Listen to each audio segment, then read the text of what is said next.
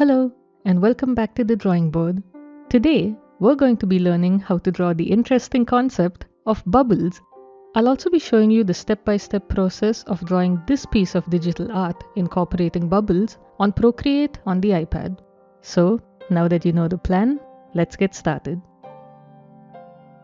So first we're going to start with opening a new screen-sized canvas on Procreate, and we're just going to fill in the whole canvas with this nice dark blue color. Now make a new layer.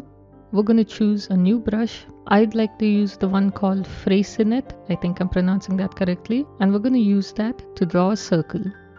So just hold down with the pen to make sure the circle becomes smooth, and then tap with your other finger to make it a perfect circle. Now you have the outline for your bubble.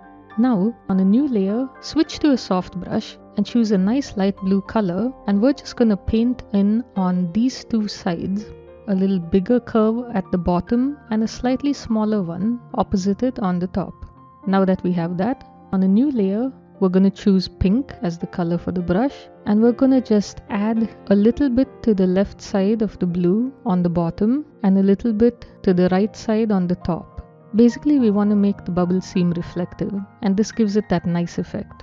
Now, taking another new layer, we're going to choose white and then make the brush size a little smaller, and we're just going to fill in a few dots here and there to give it this reflective look. I'm also going to just quickly make copies of each one of these layers and just keep them at the bottom because I like to be safe like that, and I think it's a good practice. Until you're sure you know what your best layers are, in case you're going to take a few cracks at them, it's always good to keep an extra of your layers handy. I'm also going to reduce the transparency of the outline just a little bit.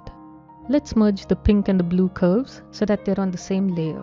Now, choosing that pink and blue merged layer, we're going to go up to the adjustment panel and choose Gaussian blur, and we're going to give it just a little bit of a blur. Now we're going to choose the layer that has the white dots, and we're going to give it just a tiny bit of Gaussian blur. We may not even need it. Now we're going to take the bubble's outline and again just give it a very tiny bit of a Gaussian blur. We're also going to adjust the opacity to see what you like. I've kept it at around 70 now. Once you're happy with all your layers, just merge all the layers other than the blue background together. And now we're going to take a copy of that merged layer and we're just going to adjust the size and move it around. I'm going to do this a few times.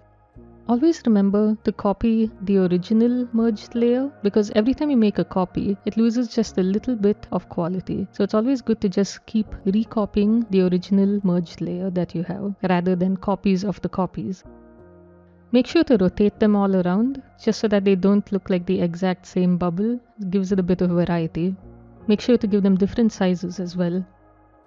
I'm going to make one bubble overlap the main bubble because that gives a nice interesting effect.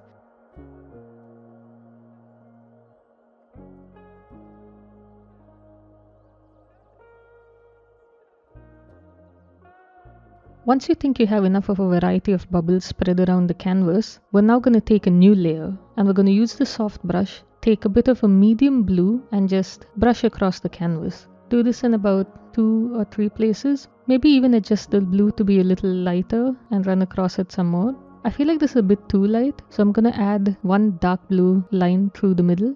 And once you're happy with what you have, just go back to the adjustment panel and use Gaussian blur, and we're just going to adjust it just a little bit, and that's going to be your background. I'm also going to reduce the opacity of this background gradient just so that it doesn't overwhelm the bubbles. Now I'm going to choose this brush, which is in the luminescence panel. It's called Glimmer, and I've adjusted it so that the jitter and the space is at the maximum. So we're just going to run that across the background. You can also adjust the size down a little bit and then run it some more. Once you think you've spread it enough around the canvas, just go back to the adjustments panel, Gaussian blur, and give it a bit of blur. So now the only thing we have left to do is go through our layers, and one at a time, we're going to find and choose all our small bubbles and give them a little bit of Gaussian blur because we want to give the illusion of a little bit of depth. And so the bubbles which look smaller and are further back are not as in focus as the ones that are in the front.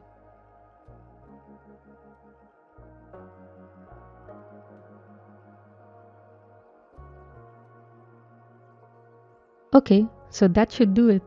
So that's the artwork. What do you think? If you were drawing along, I hope you had fun. Let me know in the comments what you think of this artwork.